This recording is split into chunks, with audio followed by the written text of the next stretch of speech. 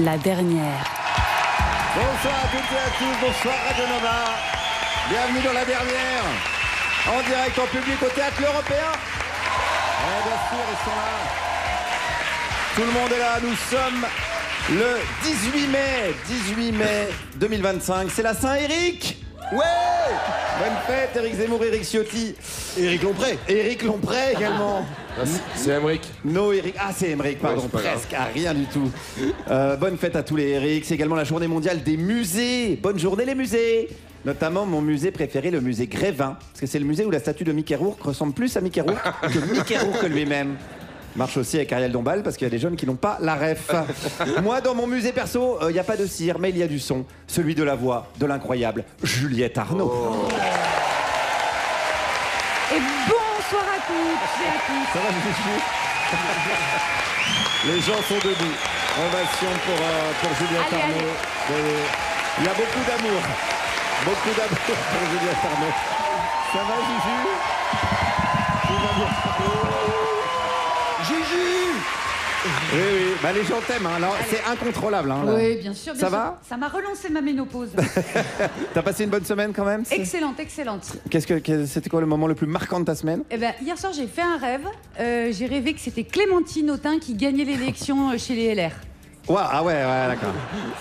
Elle était hyper surprise. Eh bien, puisque... Ouais, oui. Forcément. Et nous de Mais même. après, elle disait OK, je lead. Très bien. Ben, puisqu'on parlait de LSD, c'est le moment d'accueillir Emmerich Lompré qui est là également. Ça va, Emmerich? Tout va bien? Ouais, ça va. Ouais, d'accord. Ça va. Pareil, t'as passé une bonne semaine, tout va bien? Ouais, ça va, j'ai passé une bonne semaine. Qu'est-ce qui s'est passé de particulier dans la semaine d'Emmerich Lompré? Pas grand chose. J'ai fait un rêve aussi. Ouais. J'étais dans une C'est école, long, c'est long, primaire. c'est hyper long. À ses côtés, Pierre-Emmanuel Barré. Bonjour. Bonjour à tous. Bien évidemment, Pierre-Emmanuel est avec nous. Tout à fait. Et j'ai fait un rêve également. Ouais. J'ai rêvé que c'était Bruno Retailleau qui gagnait les élections chez les Verts. Et il prenait le lead et tout. C'était un cauchemar en fait. C'était un cauchemar. On a envie de vivre dans cette réalité. Et nous rejoindrons pendant l'émission Guédré, Hakim Omiri et Someboy. Allez, on est parti, on est excité comme un électeur LR devant le duel Vauquier-Retailleau. L'action Doudoune sans manche a pris 15 points à la Bourse de Paris. C'est la revue de presse. Oui, et c'est moi qui commence. Allez. Et j'ai une info. Oh, il reste plus que 7 revues de presse avec celle-là. Faites pas semblant, j'en peux plus de cette revue de presse. Tout le monde s'en branle. Moi, je mets les blagues que je mettrais pas dans mes chroniques. Emmerich, il fait des infos sur les faits divers. Juju, elle nous oblige à chanter une fois sur deux. Meurice, c'est le pire. Il fait du Meurice. 3 fois, j'ai signalé la séquence à l'Arcom, mais ils font rien. Emmerich, un fait divers, peut-être? Plutôt un fait d'été. Allez, Alors, non. ça commence bien. Belle impro. Ouais. Alors, moi, j'ai une info, le génie. Aux USA, un élève de maternelle a distribué des shots de gélatine alcoolisée à ses camarades de classe. Oh, le génie! Ouais, moi j'avais l'idée qu'au collège. C'était un mardi en cours d'escalade. Désolé les 5e jaunes de Jules Verne. Je m'en veux encore. Allez. Moi j'ai une info. Aïe, on n'est plus antisémite. Je rappelle tout de même que toute critique de la politique criminelle de l'État d'Israël est considérée comme antisémite et qu'à ce titre... Ah non, on me dit que c'est bon. On me dit que Delphine Orviller a dit que c'est bon. On a le droit de critiquer la politique d'Israël. Donc, aïe, on n'est plus... Antisémite. Ah, alors à moins que Delphine Orviller soit antisémite. Ah. Et là, c'est hyper compliqué. Parce que c'est une rabbin antisémite. Remarque qu'il y a bien des macronistes de gauche. L'enquête piétine. Enchaînons. Moi j'ai une info, mais il va où, Emmerich? 435 kilos de cocaïne ont été retrouvés dans une cave à Paris. Mais non. Mais il va où, Emmerich? Je reviens. Non, attends, reste parce que moi j'ai une info. Reviens, Emmerich, on va manger des glaces. Le patron des glaces. Il y a de la mise en scène maintenant dans cette revue de presse. Il est revenu. Oui, il est Tellement revenu. je suis gros, j'ai pas réussi à passer. C'est peut-être pas le moment de manger des glaces alors. Bah, ça sera des sorbets. Le patron des sorbets Ben Jerry, Ben Cohen, a interrompu une audition au Sénat américain pour dénoncer le soutien des États-Unis à Israël. Reviens, Emmerich, Oui, on va manger des glaces. Vous vous rendez compte? Ben Cohen, il a 74 ans et il a gueulé comme un zadiste et il s'est fait sortir comme un zadiste aussi. La bonne nouvelle, c'est donc qu'on peut être un riche boomer et s'improviser une carrière d'activiste. Allez, avec moi. Bolloré, en Sarwen, Bolloré, en Sarway, Bolloré. Et voilà, on chante. Bolloré, C'est vrai, on retombe sur une chanson. Attendez, j'ai une autre info. On n'est toujours pas antisémite. Johan Sfar a dit, lui aussi, que Netanyahou, il était pas très sympa. Donc, en critiquant Israël, on est toujours pas antisémite. Ah, donc je vous rappelle les règles pour critiquer Netanyahou sans passer pour un antisémite. Il faut attendre 70 000 morts, 18 mois de bombardement, des tueries d'enfants, de médecins humanitaires, des journalistes massacrés. Si vous le faites quand il y a seulement quelques milliers de gamins, c'est antisémite. Restez vigilants. Vous aimez les falafels? Oui. C'est un piège. Tombez pas dans tous les pièges. Si vous avez un doute, vous vous demandez qu'est-ce que Delphine Orweiler aurait répondu, et c'est bon. Ben alors Guillaume, c'est super Je parce serai que pas tout le temps là. non, Compliqué, hein. mais parce que moi j'ai une autre bonne info. Elle fait ouais, on n'est plus homophobe. Si l'initiative citoyenne pour interdire les thérapies de conversion en Europe a été signée par plus d'1 million de personnes. On n'est plus homophobe. Et pour rappel, une thérapie de conversion vise à changer l'orientation sexuelle d'une personne de queer à hétérosexuel. C'est une honte donc. Je rappelle que l'homophobie c'est vraiment un truc de pédé. Voilà, ouais, non. Alors, bon, Pierre-Emmanuel. Oui, alors. Si, oui, non, mais. Non, Oui, merci si, Juliette. Oui. Moi j'ai une info, yes. Il reste plus que 6 revues de presse. Yes. C'est une bonne nouvelle, hein. Oui, alors, par contre, j'ai peut-être pas une bonne nouvelle parce qu'il reste également des séquences désinfortantes d'Emeric. Et deuxième mauvaise nouvelle, c'est maintenant. Ah, oui. Oui, Alors, merci, oui, merci Guillaume de me donner la parole. de rien. Et surtout... Non. Je recommence. Bah, ouais. Alors, non, merci. Je l'ai écrit trop de fois. Ouais. Merci. Et surtout, Guillaume, merci de faire de moi ce que je suis aujourd'hui. Un être plus mature, plus responsable et instruit. Certains de mes amis m'appellent aujourd'hui l'encyclopédie.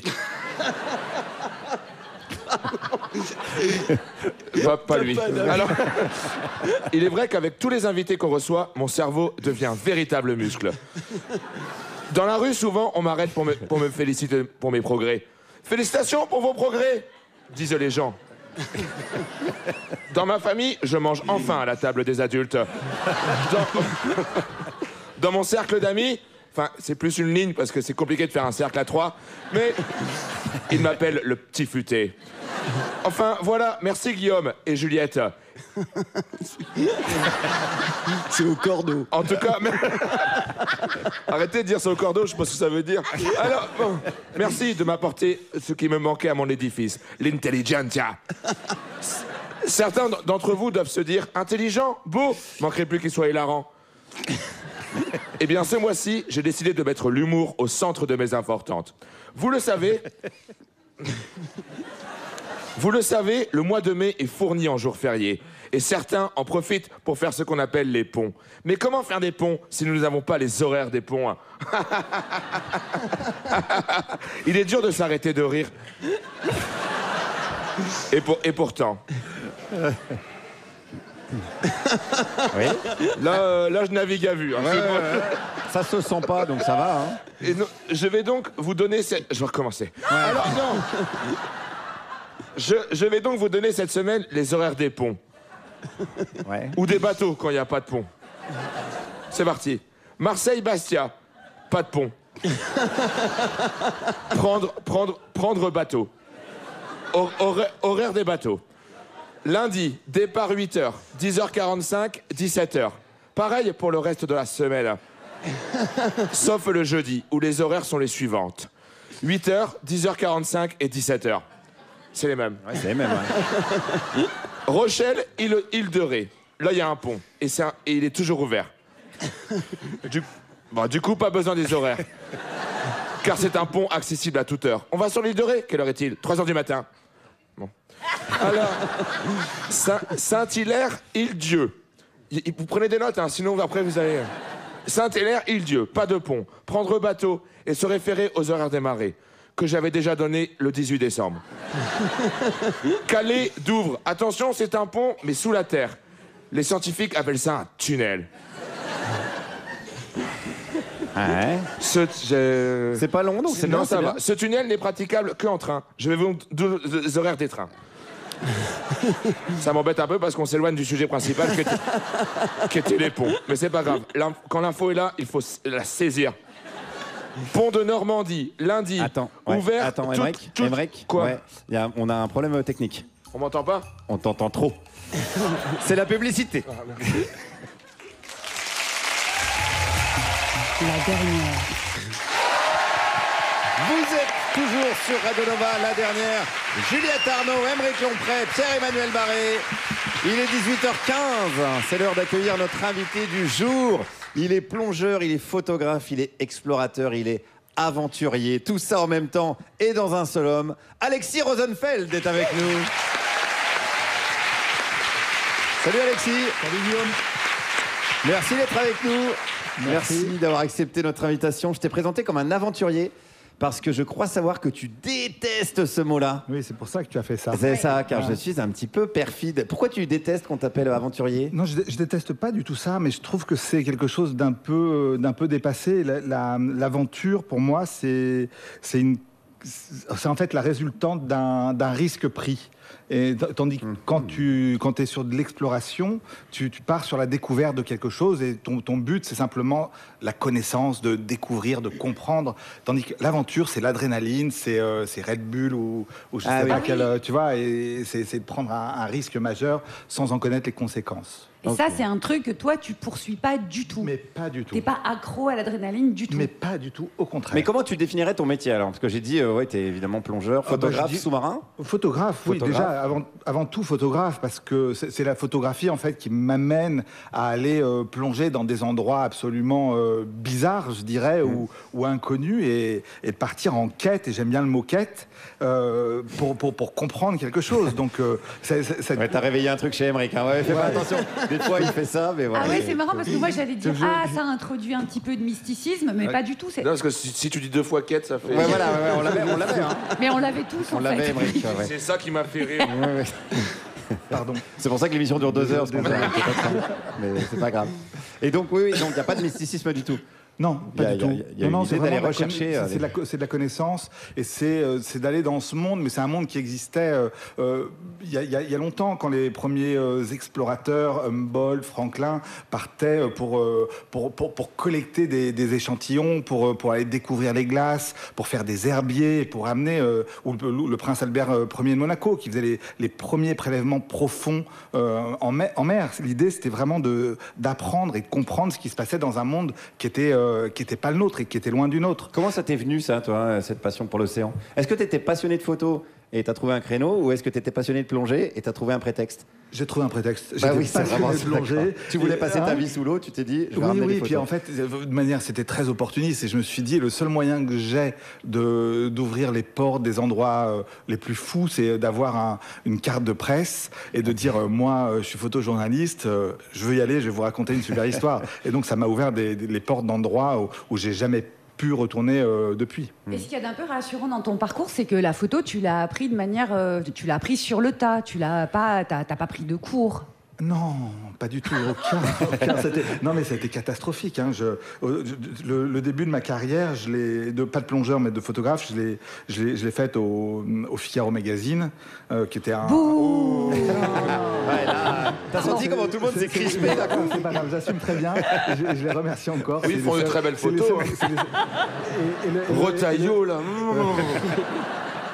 Il est beau. Merci. Te laisse pas faire, Alexis. C'est le directeur du service photo, Pascal Bessaoud, qui m'a pris sous son aile. Au début, il regardait les photos, il disait non, il les mettait à la poubelle et il dit on va continuer un peu. Comme ça. Et puis voilà, ça c'était pas publié. Tu as vécu des expériences incroyables. Tu as fait la dernière expédition du commandant Cousteau. Ouais. Comment tu t'es retrouvé sur le... Ça a été compliqué, ça, parce que c'était vraiment un rêve, mais depuis tout gamin. En fait, et je pense que les gens de ma génération, c'était des gens qui avaient envie, qui rêvaient d'exploits et d'exploration dans les plus lointaines contrées du monde. Et c'est vrai que Cousteau, le commandant Cousteau, avec son petit bonnet rouge et son nez bien ciselé, eh ben, il avait cette... voilà, c'est mignon comment tu le présentes. Mais oui, c'est excitant. Petit bonnet rouge, là. Je commence à être inquiet. Non, mais c'est vrai que oui, pour un plongeur, c'était le Graal, oui, pour un plongeur. Et puis c'était l'homme le plus connu c'était l'homme le plus connu du monde. Il était plus connu que le pape à cette époque-là. Et donc moi j'envoyais des lettres à Bertrand Sion, qui était le chef plongeur, et à chaque fois je recevais une fin de non-recevoir. Mais t'étais jeune? T'avais quel âge? Ouais, j'ai commencé à envoyer des lettres, j'avais 16 ans, je pense, tu vois. Tout, ouais. Et mais j'avais prévu un peu à l'avant. Et ça a mis quand même quelques années, jusqu'au jour où il y a eu une opportunité d'embarquer avec le vieux Cousteau et de partir sur un de ces bateaux. C'était quelle mission? C'était c'était à Madagascar, et c'est une mission qui s'appelait l'île des Esprits, et c'était un voyage absolument extraordinaire. Quand je me rappelle, en montant j'ai pris l'avion avec le commandant Cousteau à Roissy. Et quand on était dans l'avion, lui était en première, moi j'étais dans la classe de derrière. Le Figaro. Mais il était vieux. Ouais, l'abbé Pierre aussi, il était vieux. Allez, vas-y, on cancelle le nom de Cousteau. Alors, il y aurait peut-être matière. Bon, allez, alors, Bon, voilà, Cousteau, c'est les avions ou c'est les bateaux? Est-ce que le commandant Cousteau, il se cousta? Non. Si Pierre-Emmanuel il s'y met, on est foutu. Non. Pour moi, c'est un génie, Pierre. Non. Parce que oser la faire, c'est... Oui, non. Attends, on était dans l'avion avec le commandant Cousteau. Oui, avec son petit bonnet, son nez ciselé, là. L'île des esprits, moi, ça m'intéresse, l'île des esprits. Ce qui était surprenant, c'est que vraiment, où que tu allais à Madagascar, tout le monde le reconnaissait, même dans les endroits où il n'y avait pas de télévision. C'était un personnage mystique et incroyablement connu. Et alors, tu as fait ensuite des trucs de fou, parce que tu as fait de la plongée industrielle. Qu'est-ce que c'est la plongée industrielle? Ça c'est la plongée. J'ai appris en fait juste avant la photo, j'ai appris la plongée. Je suis d'ailleurs toujours scaphandrier. Et donc le scaphandrier, c'est un ouvrier, ou qualifié ou non qualifié, qui travaille sous l'eau, qui va soit sur des lieux de travaux publics pour renforcer des ponts, fabriquer des ponts, ou les fameux ponts des briques. Je voulais pour toujours les dans importantes, toujours dans l'actu. Ouais. Donc tu sais quoi, il y a de la soudure sous l'eau et c'est ce genre de choses. Sous l'eau, il y a du levage pour transporter des charges, et une des spécialités que j'avais, c'était les interventions en milieu hostile. Dès que c'était très compliqué, on avait des équipements particuliers pour aller dans des endroits absolument impossibles. Et ça, c'était pour moi génial. C'était d'apprendre cette technicité de plongée, d'aller dans des endroits hyper dangereux. Mais avec quel genre de danger? Par exemple, j'ai beaucoup travaillé sur des sites nucléaires. Quand il y avait des problématiques nucléaires, d'aller débloquer des barres ou réparer des trucs dans des piscines ou des bassins de stockage. Et il y avait quelque chose de génial sur la partie très technique. C'est-à-dire que tu allais dans un endroit qui était... tu savais que ça dépendait de toi, évidemment, dans l'eau, mais il y avait une équipe derrière et ça dépendait de tout le monde. Et ça m'a appris de prendre une forme d'assurance dans l'eau, je pense. On va reparler de tout ça. Merci beaucoup, Alexis. On va se faire une petite pause musicale et on se retrouve juste après. Puisqu'on parlait de photos, on va écouter Émile et Images. Non. Non. Ah non. Non, on va pas plus loin.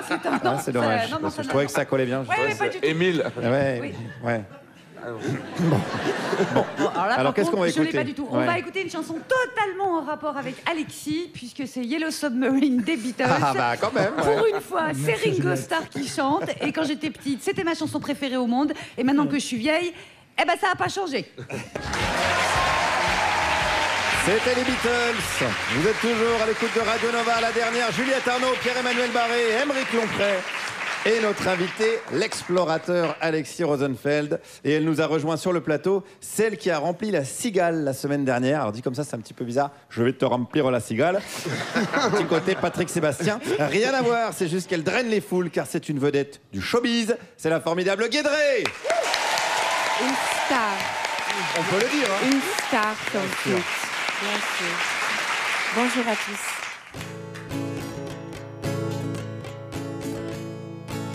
Quand on est jeune, ou dans la fleur de l'âge, on voit souvent la vieillesse comme un naufrage. On appréhende, on angoisse plus que tout, qu'un jour ces vieux tout fripés, ce sera nous. Qu'on aura mal à la hanche, qu'on marchera à deux à l'heure, qu'on confondra nos petits-enfants avec une plaquette de beurre. Mais pas de panique, être vieux et tout flétri, ça a ma foi plein de bons côtés aussi. On peut dire de la merde et insulter qui on veut. Tout le monde pensera, oh bah laisse, il est sénile, le pauvre vieux. On peut tuer son mari et jouer à la veuve et pleurer. Bah quoi, c'est pas rare de glisser quand on est très âgé. Il faut prendre exemple sur les grands de ce monde qui profitent des avantages de la vieillesse sans se morfondre. Après 70 ans, il peut même se passer des trucs magiques comme le retrait d'un bracelet électronique.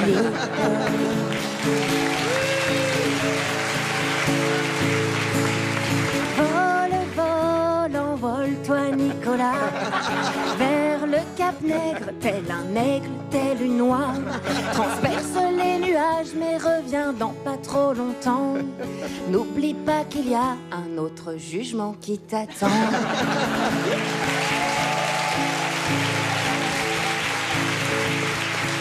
On imagine qu'être vieux c'est pas évident, mais des choses sont mises en place pour rendre ça moins éprouvant. Des sièges dans le métro, des caisses spéciales au Super U, des jets privés chevillés au vent pour anciens présidents corrompus. C'est normal, quand on est vieux, y a des choses plus difficiles. Se lever, s'asseoir, rester longtemps immobile. Il arrive même qu'on ne puisse pas supporter un morceau de plastique accroché au-dessus du pied.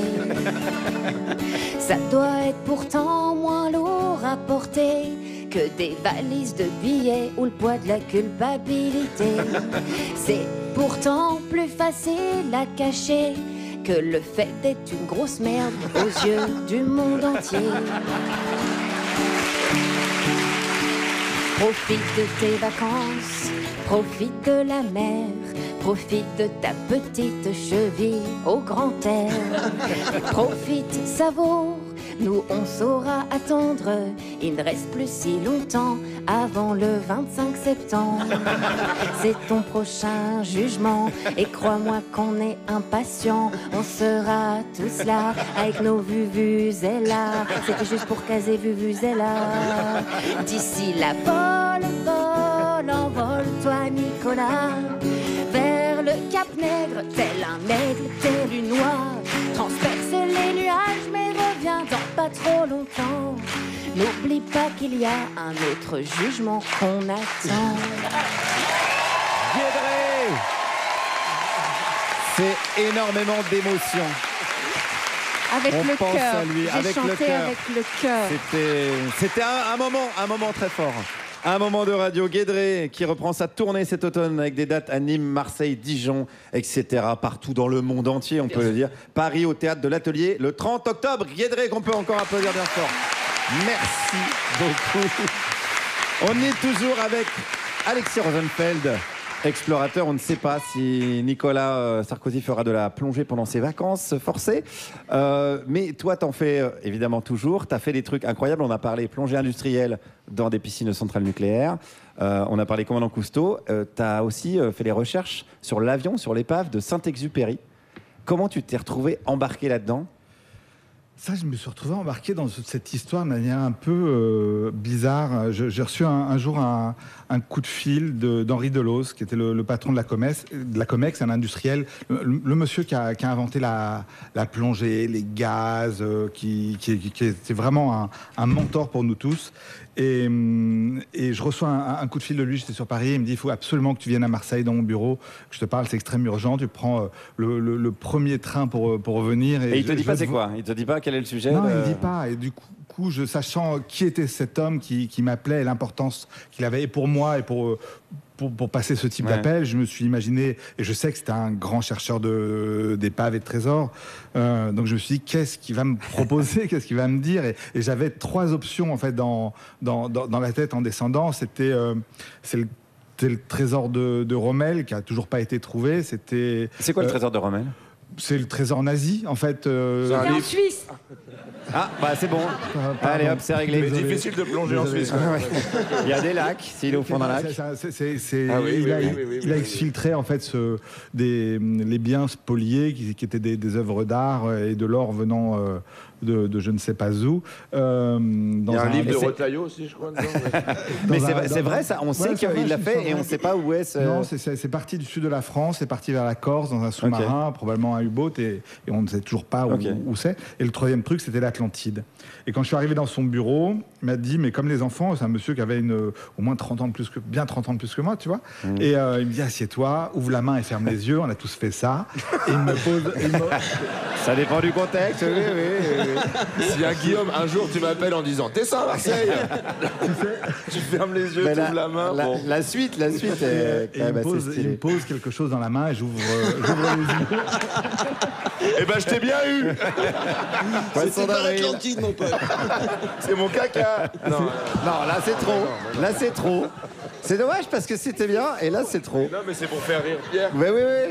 Ça marche. C'est quoi, je vais faire super gaffe. Ouais, faut que tu fasses gaffe à tout ce que tu dis. Et c'était La Gourmette d'Antoine de Saint-Exupéry. Et à partir du moment où il y a eu... C'était sa Donc ça veut dire, s'il avait La Gourmette, ça veut dire qu'ils étaient déjà... C'est un pêcheur qui avait pris dans ses filets un morceau de gangue, et en cassant la gangue, qui est cette fabrication naturelle qui se fait autour de l'argent dans l'eau de mer, et a retrouvé ce petit bout de ce morceau de gourmette où c'était marqué Antoine de Saint-Exupéry, entre parenthèses Consuelo, et l'adresse. C'était une grande gourmette. Non, c'était écrit petit. Et l'adresse de son éditeur à New York. Et donc on s'est dit, il y avait une légende comme quoi Antoine de Saint-Exupéry était parti de Borgo et s'était craché sur l'est de la France. Et non, en fait, ce pilote de guerre n'en faisait qu'à sa tête, et il était parti sur Marseille pour aller survoler, probablement comme il le faisait souvent, la maison de sa maman. Avec son c'était fou, hein. Avec son P38, et il est mort. Il a été porté disparu à Marseille le 31 juillet 1944. Et donc, tu as retrouvé, t'as fait partie de l'expédition qui a retrouvé les restes. Les restes de l'avion. Donc, ça a mis des années. Et il y a deux équipes qui se sont un peu, qui étaient en compète. Moi, j'étais dans les deux équipes. Allez, habile. J'avais trop envie de voir le Macroniste. Ah ouais, mais là, Le Figaro, j'avais une bonne raison là. Il y avait toujours une bonne raison. Et alors l'émotion quand t'as retrouvé c'était assez fou parce que en fait on partait plonger avec mon ami Luc Vanrel, et on a fait ce job tous les deux. Ça a mis longtemps, et il fallait qu'on trouve vraiment une preuve formelle que ça soit bien l'avion de Syntex. Et ça a été long jusqu'au moment où on a trouvé un train d'atterrissage qui était tellement particulier d'un point de vue technique sur des plans qu'on avait, que c'était certain d'avoir trouvé l'avion de Syntex. Donc ça, c'était fabuleux. Il y a des morceaux d'avion en bas, c'était très profond. On était à plus de 80 mètres de profondeur. On plongeait à l'air. Et pas avec les machines qu'on a aujourd'hui, les recycleurs, on était vraiment avec des bouteilles. Donc on avait un temps qui était compté. On travaillait au moment où, souvent l'hiver, quand il n'y avait pas grand monde pour pas se faire gauler. Oui, parce que ça se faisait un peu en loose day, quoi. Ouais, ça se faisait un peu comme ça, ouais. Ouais, voilà, c'est ça. On n'en était pas sûr. On nous avait dit, allez. C'était le papa de Luc qui nous avait dit, moi je me souviens, c'est un vieux monsieur, Luc Vanrel, donc ton ami. Luc Vanrel. Et j'ai dit, j'ai vu ça là. Il y a un avion très profond, la porte est ouverte, il y a les antennes des langoustes tout autour. C'était bizarre d'entendre ça. Ouais. Et quand on est descendu, il y avait effectivement des bouts d'avion, et il y avait la partie arrière, le fuselage arrière droit de l'avion. Alors c'était fou, parce qu'on a découvert après sur les plans que sur ces fuselages arrière droit, il y avait le coffre de l'avion qui était envasé. Donc tout nous est passé par la tête. Qu'est-ce que Syntex avait mis dedans, voilà. Et alors, on saura peut-être après. On va faire un petit suspense.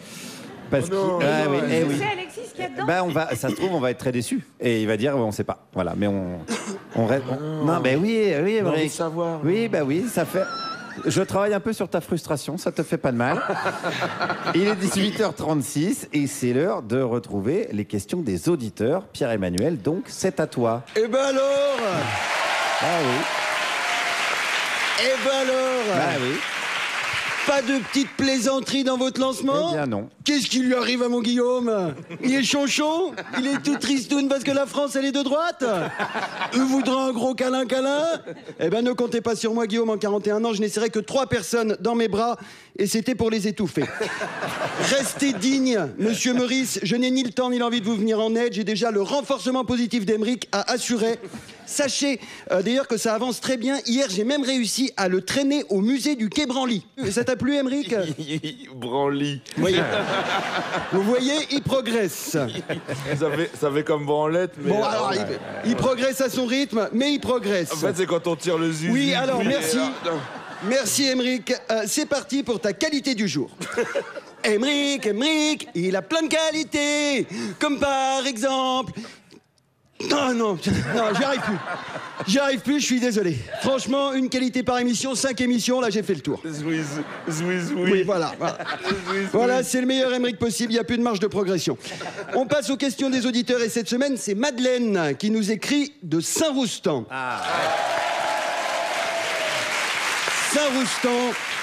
Saint-Roustan, une ville où il fait bon vivre et où désormais il fait bon mourir. Puisque le maire Guilhem Maurice a fait voter ce jeudi un arrêté municipal facilitant l'euthanasie et le suicide assisté. Nathalie Rion, fraîchement nommée adjointe au maire en charge de la fin de vie, recevra les candidats au grand saut dans son bureau du lundi au vendredi de 9h à 12h. Les proches pourront venir récupérer le corps entre 14h et 17h.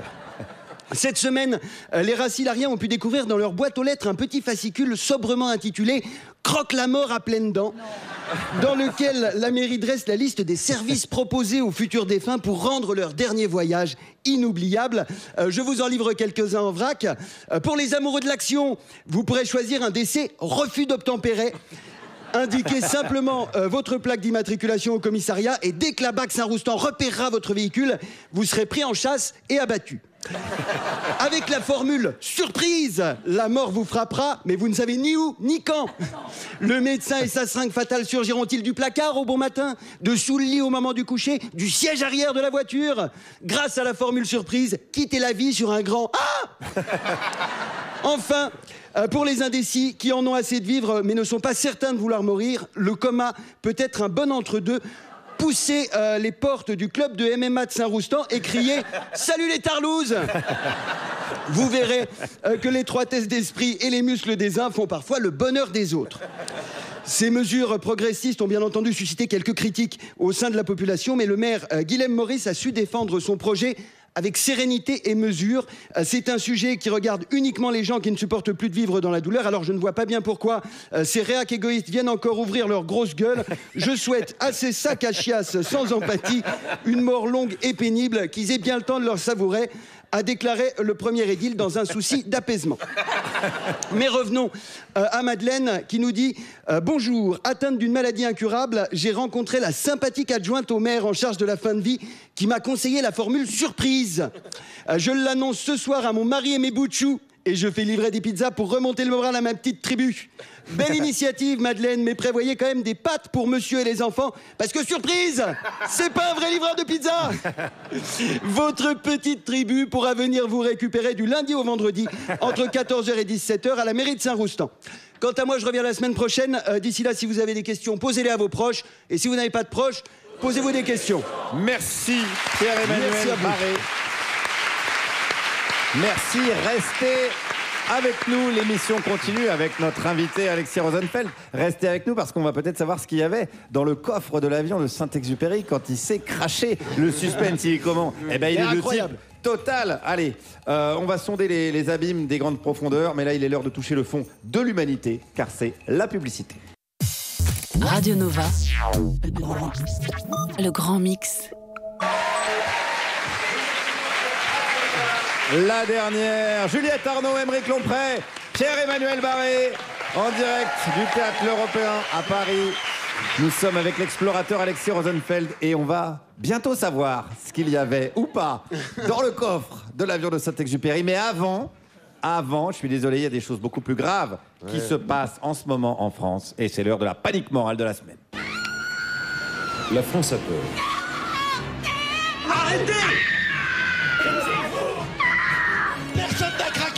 Et là, alors attention, ça ne rigole plus parce que la panique du jour concerne la région qui m'a vu grandir, la Franche-Comté. Il y a des Francs-Comtois dans la salle?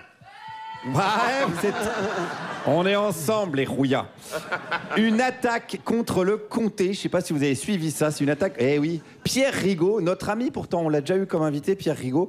On n'est jamais trahi que par les siens. Double trahison puisqu'il a été sur France Inter pour. Ça fait mal, hein. Pour rappeler les dégâts écologiques de la production de comté, ce qui a provoqué un tollé général toute la semaine. Stop à la fromageophobie. La députée RN du Doubs, Géraldine Grangier, elle s'est dit. Bon, ben là, c'est mon moment. J'y vais, je prends la parole. Elle a fait une vidéo dans les champs. Chaque meule raconte une histoire, celle d'une filière fière, ancrée dans nos traditions et essentielle à notre identité. Alors pourquoi s'en prendre au comté? On ne va pas laisser une poignée d'idéologues nous dicter ce qu'on doit manger ou aimer. Alors ensemble, défendons notre comté. Tout à fait, Géraldine. Tu as raison de défendre notre patrimoine et notre territoire avec toute la force de conviction. Qui est la tienne?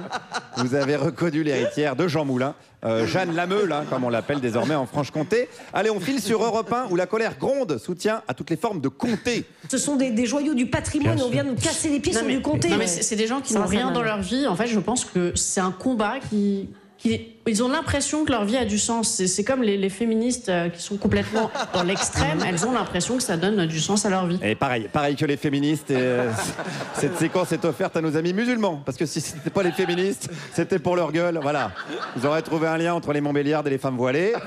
Mais qu'est-ce qui est le plus intéressant? Ce qui est le plus intéressant quand même, c'est les arguments. Déjà, on se demande bien à quoi sert de sauver une planète ou de survivre sur une planète où on ne mangerait plus de fromage. La question est posée, des arguments solides, hein. C'est des arguments à pattes dures, les amis, là, on y est, hein. Ouais. Non, mais c'est vrai que les gens allergiques au lactose devraient se flinguer, c'est des cons. La pire des races. On parle beaucoup de la Palestine, mais ouais, c'est les gens qui mangent pas de fromage qu'il faudrait massacrer. Enfin, on attend quand même l'avis de Delphine Orviller pour s'indigner, mais quand même, quoi. Et puisqu'on parle de génocide, qu'est-ce qu'on pense des écolos sur RMC à propos du comté, toujours, hein? Je pense certes que les Khmers verts sont au fond, on n'est jamais assez écolo pour ces gens-là. C'est des gens qui vous mettent dans des camps de travail à la fin. Bah, bien évidemment. D'ailleurs, quand on a reçu Pierre Rigaud, souvenez-vous, on a tout de suite vu que son projet, c'était la violence. S'il n'avait pas eu les carences en B12, il nous aurait cassé la gueule. Bah oui. D'ailleurs, Pol Pot, ça se prononce en fait Pol Pot, rapport à la concoyote. Bon, ça on le dit pas, voilà, je dis les choses qui dérangent. Allez, on continue sur l'écologie avec un mec que j'ai découvert, que j'aime bien, Joseph Massescaron. L'écologie aujourd'hui, c'est une passion triste. Voilà. D'ailleurs, est-ce que vous êtes déjà allé dans un restaurant aujourd'hui vegan? Non, mais pourquoi pardonnez-moi, tout le monde fait la tronche. Personne. Mais oui, mais tout le monde fait la tronche. Vous êtes allé voir quand même par. Ah, moi j'y vais souvent. Voilà, il y va souvent. Alors, il y a peut-être un biais quand même là, parce qu'il a dit j'y vais souvent, et c'est possible que c'est quand il rentre dans le restaurant que les gens se mettent à faire la gueule. C'est comme Nicolas Bedos quand il dit aujourd'hui les filles elles voient un mec, elles changent de trottoir. Ben peut-être parce que t'es sur le trottoir en fait, hein, Nicolas. Attention à ça quand même, ce petit biais de raisonnement. Et laissons la conclusion avec le boss du game, évidemment, Pascal Magic Pro. Je m'interroge toujours moi, sur la psychologie. Est-ce que tu peux t'amuser avec quelqu'un qui te dit qu'on peut pas manger de comté? Parce que c'est un monde qu'il y a derrière cela. Je pense que c'est forcément c'est tout un univers. J'allais dire une galaxie. Eh oui, Pascal qui est astronome en freelance, hein, je le rappelle. Est-ce qu'on peut s'amuser avec un type comme Pierre Rigaud? La question est posée. Eh bien, peuple de France, à vous de décider. Pour ce faire, je ne peux que vous conseiller de réécouter le podcast de la dernière, en date du 13 octobre dernier, puisqu'il était notre invité. Je vais évidemment suivre le dossier de près. Vous connaissez ma pugnacité. Elle doit tout à la devise de la Franche-Comté. Quand toi, rends-toi, nenni ma foi. Bravo. Et merci beaucoup, Guillaume. Ben, je vous en prie. Vraiment, nous, les féministes, on était bien contentes. On est resté avec ce suspense vraiment qui nous tord depuis tout à l'heure, avec Alexis Rosenfeld, plongeur et photographe sous-marin.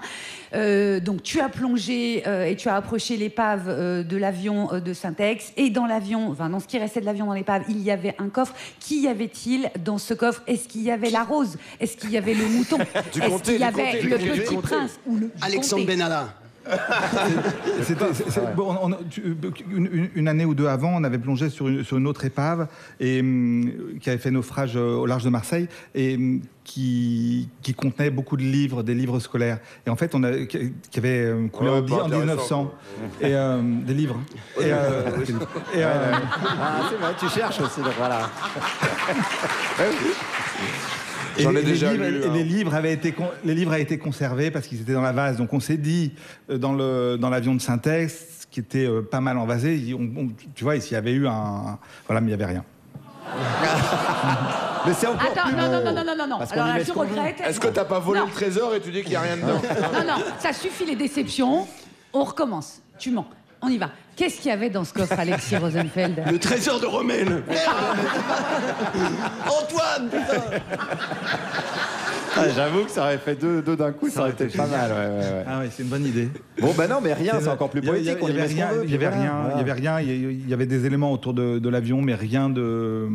Voilà, on n'a pas eu de manuscrit comme on l'a imaginé pendant plusieurs nuits avant d'aller plonger, mais ça a été un moment incroyable entre la découverte du lieu avec ces morceaux éparses et le moment où on a été ensuite dévasé et se rendre compte qu'il y avait cette partie-là. Et voilà, c'était vraiment super intense. Mais alors, là... On a imaginé tout, tu vois. Voilà, on imaginait la fin de Citadelle, on imaginait tout ça, forcément. Et non. Mais... on va pas rester sur cette déception. Non. Parce que tu as trouvé des choses, il y a pas si longtemps, à l'occasion d'une mission pour l'UNESCO, tu as découvert des coraux. Des coraux un peu particuliers. Est-ce que tu peux nous expliquer ? Oui, depuis 2018, je mène des missions d'exploration avec l'UNESCO. On a fait sur les volcans, on est parti sur des récifs coralliens et depuis 3 ans, on travaille avec la chercheuse Laetitia Edouin, directrice de recherche au CNRS, sur un petit atoll qui s'appelle Tatakoto, qui est à l'est de la Polynésie, dans les Tuamotu. Et il a une particularité, cet atoll, c'est qu'il a des... Ils ont trouvé la gourmette d'Antoine. Oui, faut la ref, mais moi j'avais le chanteur Antoine. Bien ça, sûr, Antoine les opticiens. Mais tu vois, les gens ne l'avaient pas, c'est pour ça. Non, mais moi j'aime pas cet humour-là. Donc les coraux, revenons.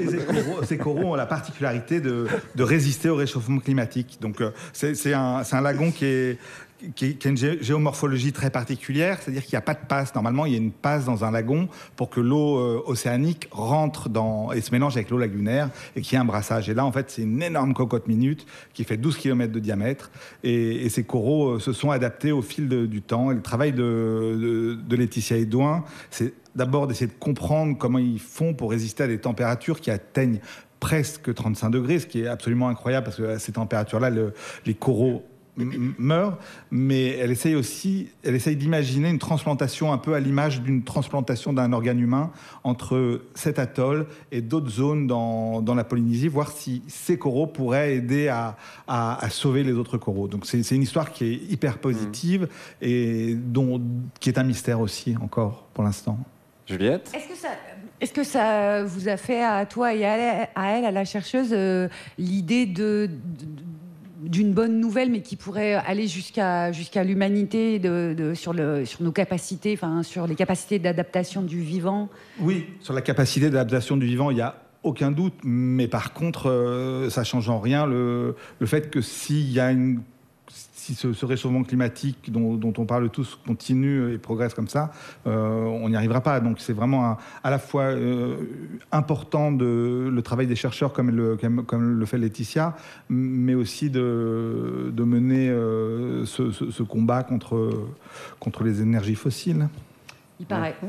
Quand tu plonges sur des missions comme ça, on te dit il y a peut-être quelque chose à trouver et t'y vas, ou alors elle était quasiment sûre que ce type de coraux existait? Quand on a été là-bas, ça avait été annoncé par Chloé Bramy qui travaille, elle, sur les bénitiers. Elle s'était aperçue de ça, mais elle n'est pas spécialiste du tout. Donc il y avait une intuition qu'il y avait quelque chose à trouver. Oui, qu'il y avait quelque chose de particulier. Ouais. Et toi, quand tu remontes, donc tu prends des échantillons, c'est ça? Moi, je ne prends pas. Dans ce cas-là, ce sont les chercheurs qui font ça. Et moi, je vais complètement documenter la mission. Donc des photos? Ouais, là-dessus, en photo uniquement. Ok. Et quand tu montes une expédition comme ça, vous êtes combien à plonger? Comment ça s'organise exactement? J'imagine que tu vas pas tout seul avec tes petites bouteilles. Sur la prochaine, par exemple, on est 8 à partir, et puis après, il y a une différence d'équipe entre de la plongée qui est, je dirais, peu profonde et de la plongée profonde. Là, ils sont à combien de mètres Là, c'est très peu profond, c'est ça qui est surprenant. On est dans 5 mètres d'eau tout au plus, mais ces coraux sont entre 0 et certains coraux sortent de l'eau. C'est assez surprenant. Tu as des coraux qui sortent de l'eau. Et c'est les coraux là-bas qui sont les plus fragiles sur Terre qui résistent. C'est ce qui est encore plus surprenant. D'accord. Très bien, très bien. Merci Alexis. On a encore plein de questions à te poser. Évidemment, tu restes avec nous jusqu'à 20h. Mais c'est le moment d'une petite pause musicale. Évidemment, on parle de voyage, d'exploration de la mer. On va donc écouter Soldat Louis, du rhum des femmes, mais de la bière, nom de Dieu. Non ? Ça, c'est un rire jaune, Guillaume. Parce que non, on va plutôt explorer ces foutues relations entre humains. Sacrée aventure, ça aussi, avec le titre du trio féminin, je sais pas, bruit dans mon oreille, Haïm. Le titre, c'est Relationships, moins de rhum, moins de bière, plus de talent. Merci. Vous êtes toujours sur Radio Nova, la dernière. Juliette Arnaud, Pierre-Emmanuel Barré, Aymeric Lompré, notre invité, l'explorateur Alexis Rosenfeld.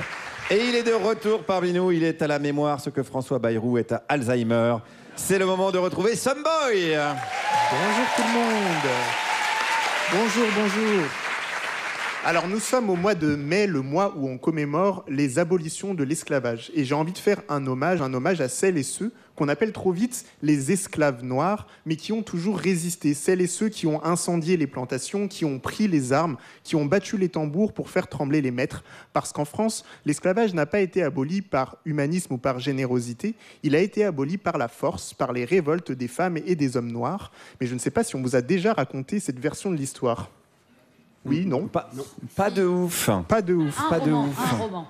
Dans ce cas, un roman. Ouais, pas ouf. Dans ce cas, je vais vous faire un résumé.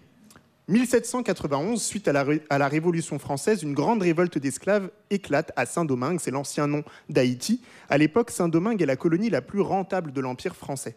Les Noirs y sont 3 fois plus nombreux que les Blancs et ils réclament la liberté, ils prennent les armes et brûlent tout ce qu'ils peuvent. Résultat, en 1794, la République n'a plus le choix, elle est obligée d'abolir l'esclavage. C'est la seule manière de garder le contrôle de cette colonie. Sauf qu'en 1802, un affreux personnage décide de rétablir l'esclavage en France. Nouveau quiz, qui est cet affreux personnage? Je vous laisse deviner. Louis XVIII ou bien Napoléon? Napoléon. Bien joué, Napoléon. C'est Napoléon qui décide de rétablir l'esclavage, sauf que les Noirs ne se laissent pas faire et ils vont battre les 31 000 soldats français à Vertières. C'est une victoire historique qui permet de chasser la France et déclarer l'indépendance d'Haïti en 1804. Mais l'esclavage a bien été rétabli dans le reste des colonies, où les Noirs continuent à résister. Avançons donc jusqu'en 1848, c'est le début de la Seconde République et le retour des idées de liberté, d'égalité.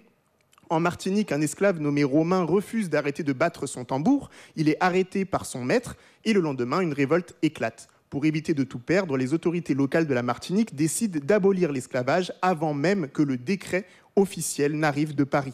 Par 2 fois, ce sont les esclaves révoltés qui ont forcé l'abolition. Et selon vous, qui a été indemnisé par la France suite à l'abolition de l'esclavage? Réponse A, les esclaves. Réponse B, les esclavagistes.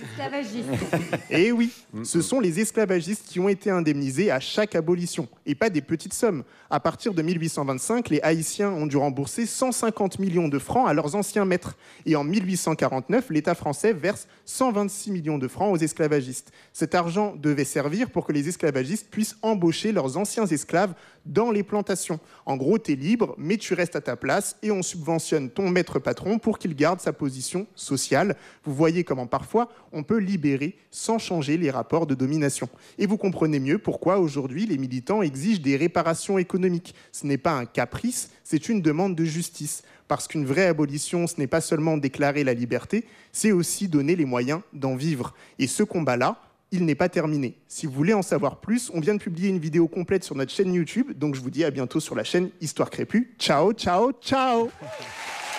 Someboy, merci beaucoup. Et effectivement, abonnez-vous à cette excellente chaîne Histoire Crépue. sur YouTube. On est toujours avec Alexis Rosenfeld qui voyage énormément. Donc tu es beaucoup, évidemment, on l'a compris, sous l'eau. Mais est-ce que tu as le temps, lors de tes voyages, de t'intéresser à l'histoire des pays que tu visites, entre guillemets ? Ah oui, parce que souvent, d'ailleurs, ce sont des pays où je retourne régulièrement, donc il y a un intérêt certain.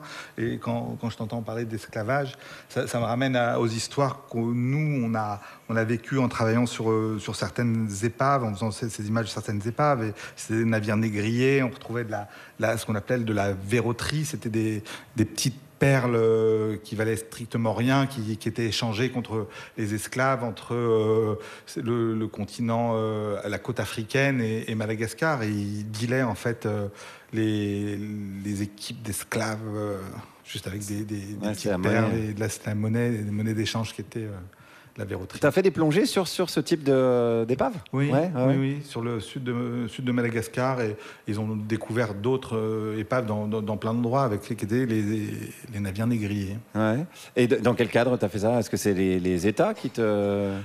Il y avait un des projets photographiques, à l'époque, c'était un projet sur Madagascar avec une compagnie qui avait un contrat avec le gouvernement pour rechercher justement le patrimoine archéologique et le caractériser et raconter la grande histoire de la navigation maritime, de la route des Indes. Et c'est quelque chose d'extrêmement touchant et c'est un voyage dans un monde complètement inouï, les épaves, les trésors. Et là, tu nous as ramenés sous l'eau. Mais ma question, c'était sur Terre.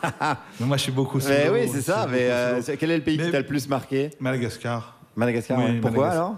Parce que j'y ai habité longtemps et c'est un pays qui est touchant avec ses 18 ou 19 ethnies, qui est un pays de cocagne où à la fois tout paraît très simple et tout est compliqué, ou qui est un pays extrêmement pauvre mais en réalité extrêmement riche sur ses ressources et où à la fois il fait bon vivre. C'est un pays où tu tombes amoureux des gens, des paysages et de vivre là-bas. Tout est possible. Et c'est vrai qu'en passant des années, je passais des années à Madagascar à longer le canal du Mozambique, à remonter la côte et à naviguer là-bas.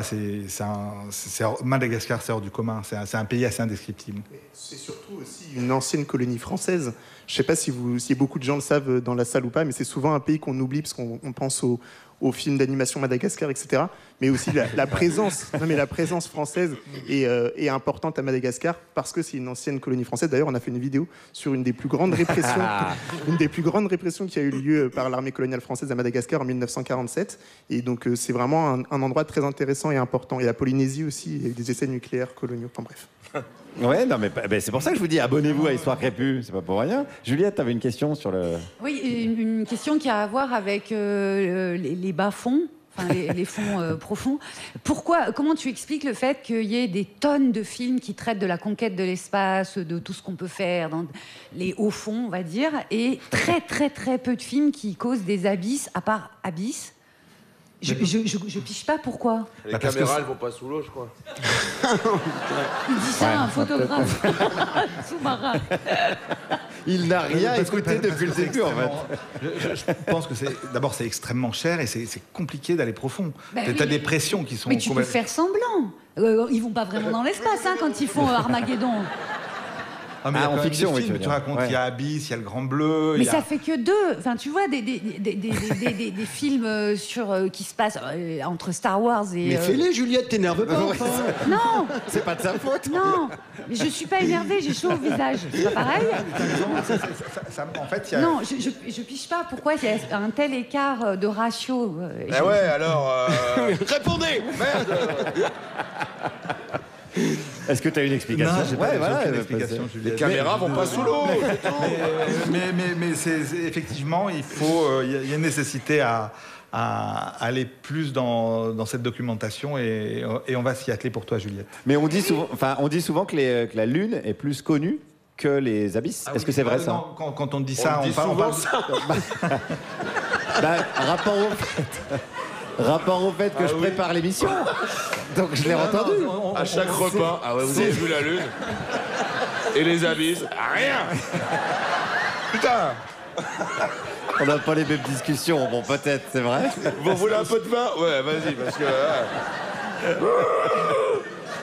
Déjà, est-ce que c'est vrai? Oui, c'est vrai. Mais on parle de la cartographie. Oui. On dit qu'on a une meilleure cartographie de la Lune ou de Mars que des fonds. Et c'est vrai qu'aujourd'hui, la cartographie sous-marine, il y a des objectifs à 2030 d'atteindre une cartographie complète de l'océan. Mais je crois qu'aujourd'hui, il y a juste 25% qui a été cartographié. Donc c'est vraiment très peu. Et quand on parle des enjeux de protection qu'il y a aujourd'hui, c'est un des gros boulots de l'UNESCO, c'est de mener à bien de mener à bien cette cartographie sous-marine. Et à combien on peut plonger, par exemple, en bouteille? Un plongeur bouteille? Nous, on plonge jusqu'à 130 mètres, 120 mètres, raisonnablement. Après, ça devient compliqué. Et avec un sous-marin? Et avec un sous-marin, tu vas, s'il n'implose pas, tu vas jusqu'à... Sur le Titanic. Tu vas jusqu'en bas, tu vas jusqu'à 11 000 mètres. Il y en a qui ont été jusqu'à 11 000 mètres, ouais. Ok. En bas de la fosse des Mariannes. Et toi, ils sont pas revenus. Ouais, ils sont pas revenus. On n'a pas de nouvelles, déjà. Et toi, ça serait un de tes rêves ou moi je vais le faire, je le prévois, c'est prévu. Ouais. Oui, dans le prochain projet, c'est prévu. Et là, on a développé, c'est très récent, une caméra qui va sous l'eau. Enfin. Bah voilà.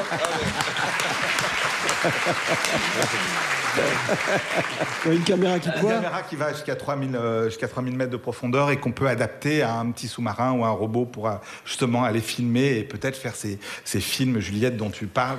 Voilà, on va enfin y arriver. Merci Voilà. Alexis. Et merci Someboy qu'on peut applaudir. Merci d'être venu nous voir. Histoire crépue sur YouTube. On va faire une petite pause. Allez vous abonner à la chaîne de Someboy. Allez admirer les photos d'Alexis. Il va rien se passer d'intéressant dans les minutes qui suivent car c'est la publicité. Radio Nova. Le grand mix. Vous écoutez toujours Radio Nova, c'est la dernière. Juliette Arnaud, Pierre-Emmanuel Barré, Aymeric Lomprey sont toujours avec nous. Notre invité, l'explorateur, le photographe sous-marin, Alexis Rosenfeld. Alexis, est-ce que tu connais le poisson ronchonchon? Pas encore. Pas encore. Eh bien, je vais te présenter l'humain ronchonchon. Pierre-Emmanuel Barré. Non, s'il vous plaît, n'applaudissez pas, je n'ai pas le cœur à la fête. En venant au théâtre pour l'émission, je me suis encore fait contrôler par la police. C'est la 3e fois cette semaine, ça commence à bien faire. Mais non, bien sûr que non, ça ne m'arrive jamais, je suis blanc de père en fils depuis 1984. La seule fois où j'ai eu affaire à des flics dans la rue, j'avais 17 ans, j'étais vautré sur le trottoir, complètement défoncé après une soirée, je disais... Ils sont arrivés vers moi en courant, ils m'ont demandé où étaient les noirs qui m'avaient fait tomber. Moi, j'étais super vénère. J'ai dit, bande d'enculés, là. Et ils m'ont fait, mais ouais, c'est clair. Vous en faites pas, monsieur, on va les choper. Et ils sont repartis en courant. Dans la mauvaise direction, en plus, parce que les noirs qui m'avaient fait tomber, ils étaient partis de l'autre côté. Ça vous fait rire, mais c'est raciste. Vous avez plus qu'à apprendre à marcher en écartant les bras, comme ça, pour avoir l'air musclé, et vous pourrez devenir policier. Les Noirs et les Arabes ont 20 fois plus de risques d'être contrôlés que le reste de la population. Alors, pour info, le reste de la population, c'est vous, hein. Si on prend toute la mélanine de l'équipe et des spectateurs, on arrivera peut-être à construire un 2e Someboy. Mais c'est même pas sûr. Alors, le bon côté, c'est que notre public arrive toujours à l'heure parce qu'il se fait pas contrôler à l'entrée du métro, dans le métro et à la sortie du métro. Le mauvais côté, c'est que le racisme systémique en France se porte à merveille. J'ai enquêté pour vous. Bonjour le racisme systémique, comment ça va aujourd'hui? Très bien Pierre-Emmanuel, et vous, comment allez-vous? Alhamdoulilah, ça va. Pardon? Non, rien. Vous avez des journées très chargées, vous pouvez nous en dire plus? Ah ben on n'arrête pas, c'est 24 heures sur 24, 7 jours sur 7. Rien que ce matin, j'ai refusé 3 CDI à Boubacar, un appartement à Aïcha, et là je pars en vérification d'identité avec palpation sur des enfants de 10 ans qui jouent au foot. Je peux vous dire que quand la première personne qui vous touche les couilles dans la vie, c'est le gros Pascal de la BAC avec sa croix celtique sur le biceps, ça installe une vraie relation de confiance avec la République. Merci, racisme systémique, et belle journée à vous. Merci à vous, Pierre-Emmanuel. Et j'aime beaucoup votre prénom. Merci, je sais.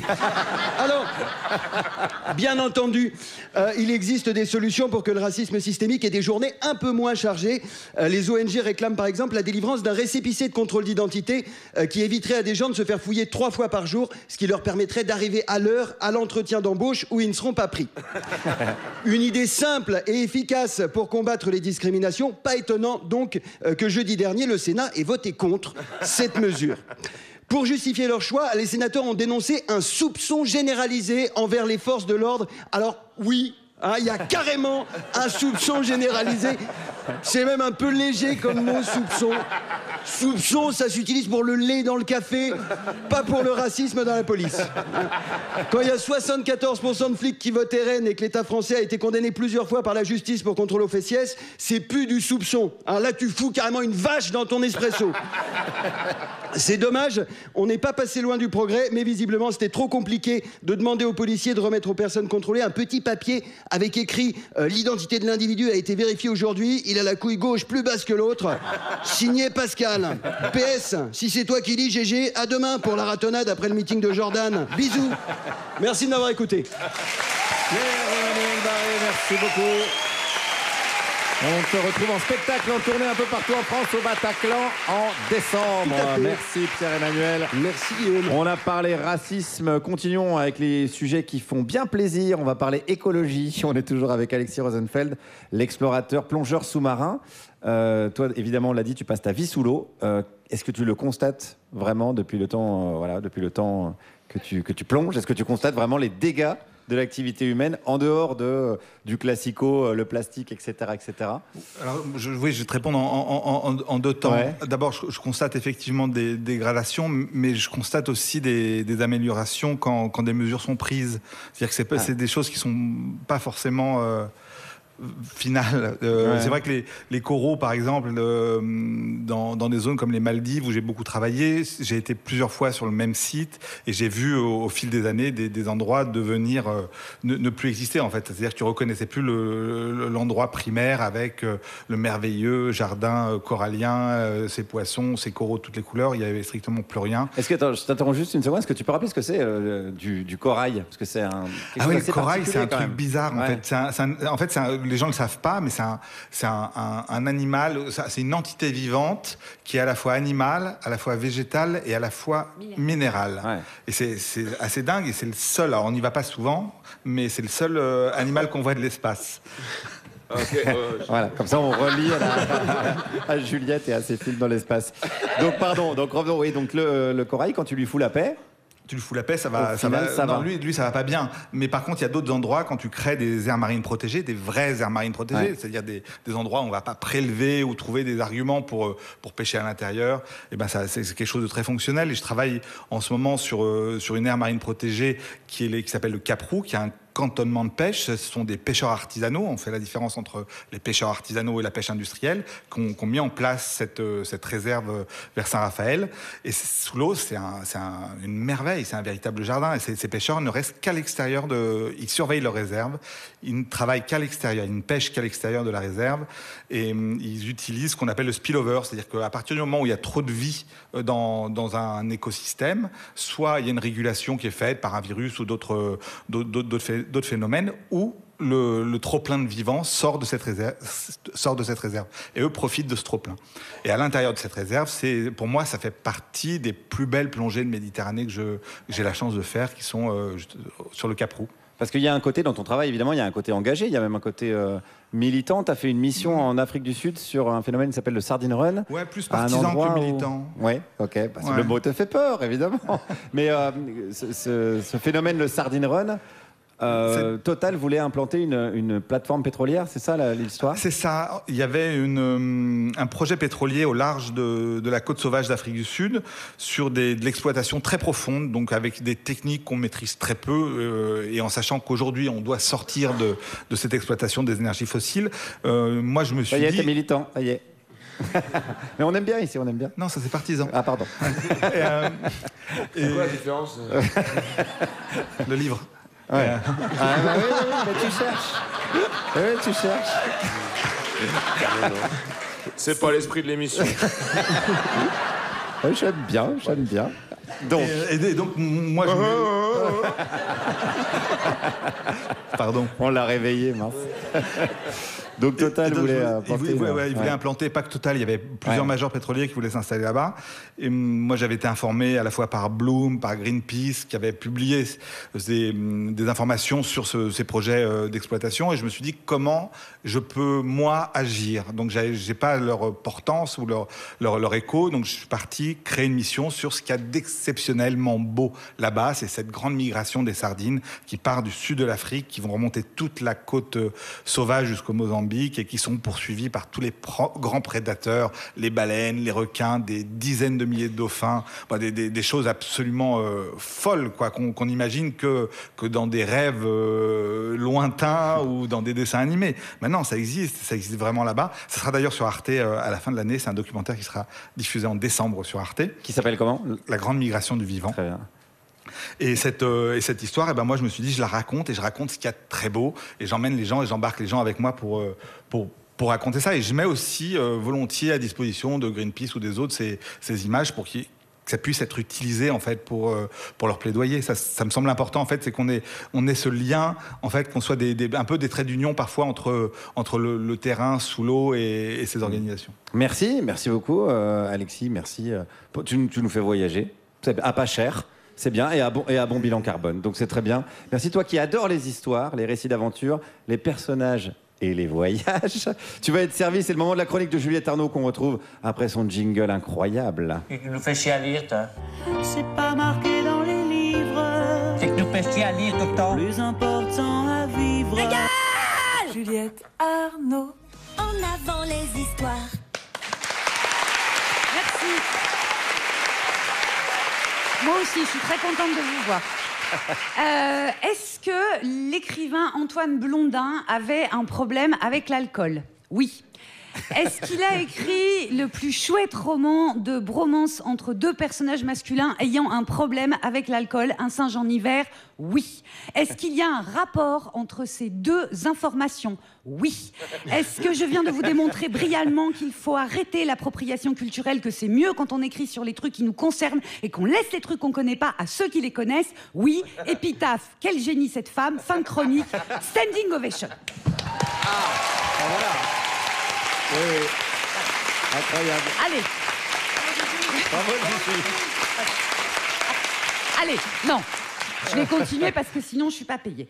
Je vous parle d'Un singe en hiver, le roman. Le roman, plus que le film, il traite vraiment du problème qu'il peut y avoir avec l'alcool. Et j'ai beau aimer intimement le film de Verneuil avec Gabin et Belmondo, ça reste quand même une pub géante destinée au culte de la cuite.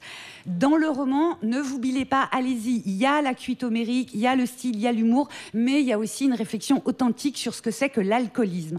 La bromance, elle se noue entre le jeune, enfin encore jeune Gabriel qui picole beaucoup, et Quentin, le vieux, qui suce depuis 10 piges des bonbons pour ne pas repiquer à la boisson. L'équivalent de leur scène d'amour se joue pile au moment où Quentin, le vieux, décide de rompre avec sa sobriété pour partager un moment avec Gabriel.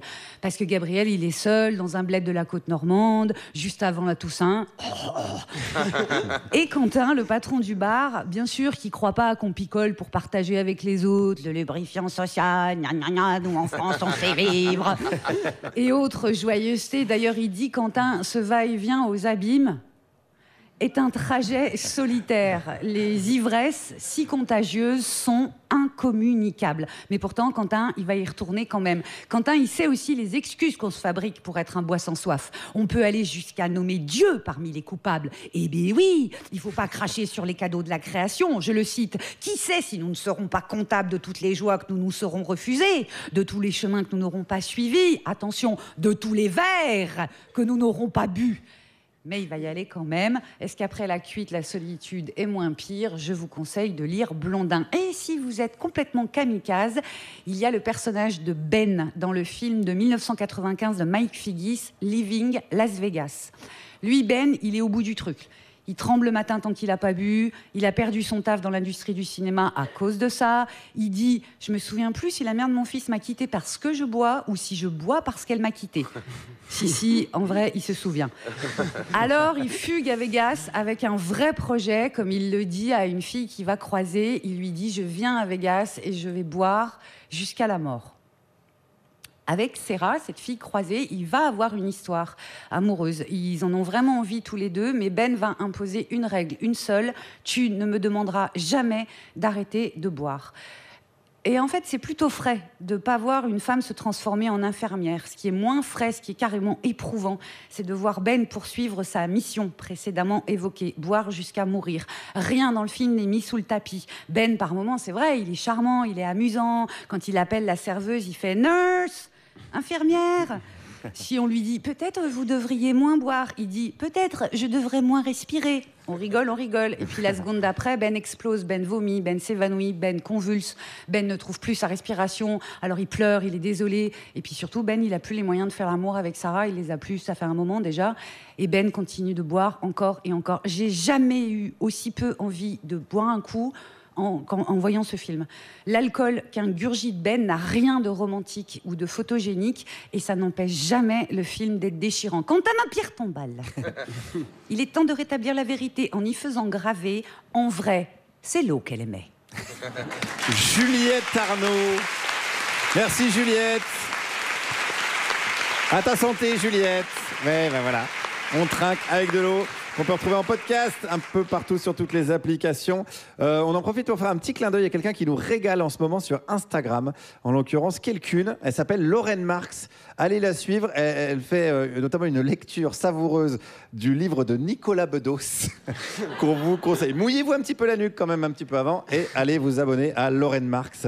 Alexis, qu'est-ce que tu écoutes comme musique? Qu'est-ce que tu auras envie d'écouter comme musique là? Rosemary Stanley avec Dom la Nena. Eh bien, ça tombe pas bien. Parce que c'est pas ça, hein.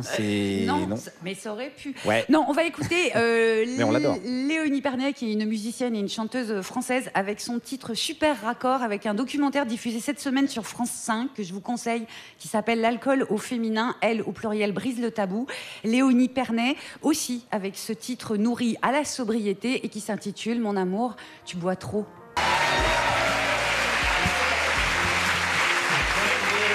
Pernet, Léonie Pernet, mon amour, tu bois trop. Vous écoutez toujours Radio Nova. La dernière, Juliette Arnaud, Pierre-Emmanuel Barré, Aymeric Lomprey, notre invité, l'explorateur Alexis Rosenfeld.